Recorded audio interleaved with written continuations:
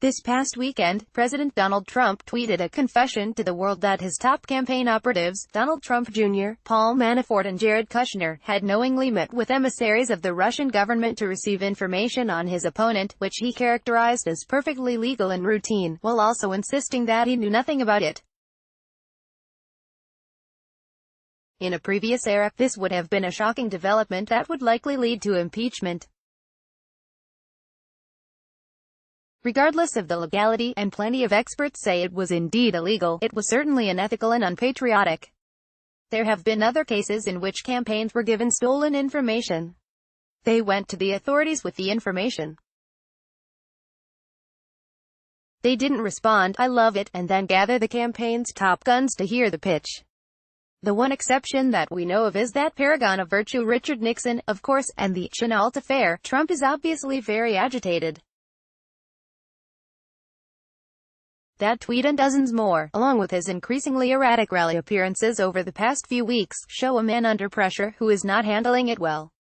That chaos is starting to catch up with him in a way he doesn't seem to expect or understand. Annie Carney of Politico reported this week that the president and his advisors now believe that his famous campaign statement that he could shoot someone on Fifth Avenue is pretty much true. His experience of Charlottesville, as well as his ability to recover from any short-term crisis, has been empowering for Trump and his allies. Three former aides said the takeaway from Charlottesville is the nihilistic notion that nothing matters except for how things play. The lesson of the Trump presidency is that no short-term crisis matters long-term, said one former White House official who worked in the administration last year during the racial crisis. Even Trump's critics admit that it had little effect in the short term. At this point, it is conventional wisdom among them that no single event will ever seal his fate, and that the only impact they might have on him, politically, is in the aggregate. There is evidence that his numerous crises are finally starting to take that toll.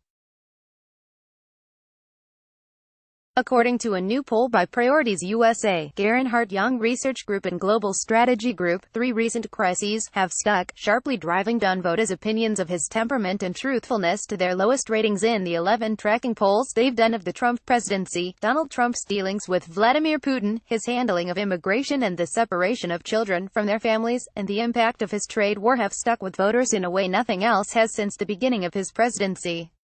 It would seem that the Trump team's "nothing matters" rationale may not be playing as well as they thought. After 18 months of Trump's antics, it's become obvious that in every area Trump's character flaws are producing crises. Even some of his own supporters have begun to balk. Among the 37% of Trump voters who do not strongly approve of him, just 52% want to elect Republicans to help him pass his policies. Large shares of these weak Trump voters express an unfavorable reaction to Trump's temperament and leadership style, 53%, his dealings with Russia and Vladimir Putin, 48%, and his truthfulness in the things that he says, 47%. By 35% to 27%, they express more doubts than confidence about whether Trump has the integrity and honesty a president should have. 34% say they feel somewhere in between. These impressions of Trump's competence, integrity and truthfulness seem to be directly related to these 3 recent crises, and they are affecting people's attitudes about other issues. By a 56% to 31% margin, voters don't like what they've heard about the trade war. That is spilling over into impressions of Trump's allegedly brilliant economic stewardship. Only 35% said Trump's economic policies are good for them, with the same number approving of the tax bill.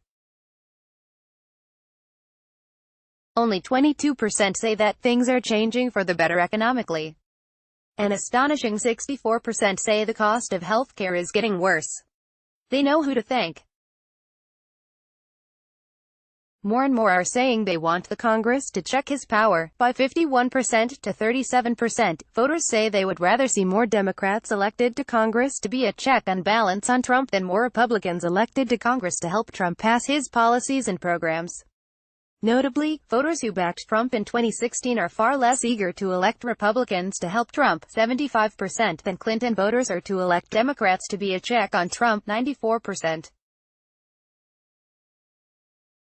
This reflects the fact that Clinton voters are far more likely to strongly disapprove of Trump's performance, 83%, than Trump voters are to voice strong approval, 63%.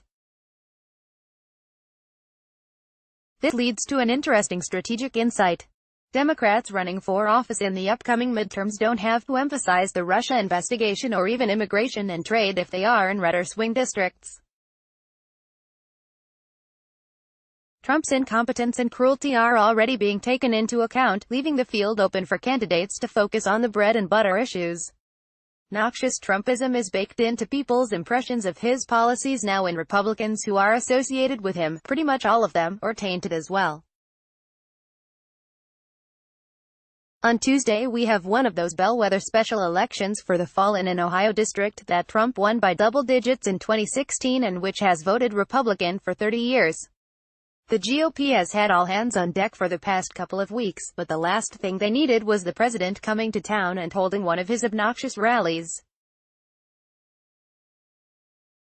A big part of this district is composed of those suburban white women who really loathe him.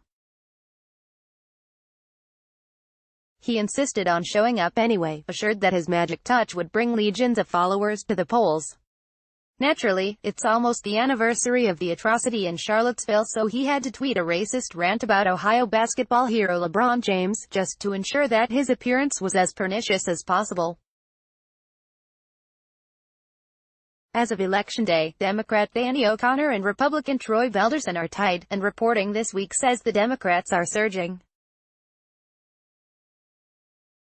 If O'Connor pulls it off, it's going to be hard to say that Trump's disruptive behavior played well. In fact, the signs are that people are now paying close attention and don't like what they see one little bit. This piece was reprinted by Truthout with permission or license.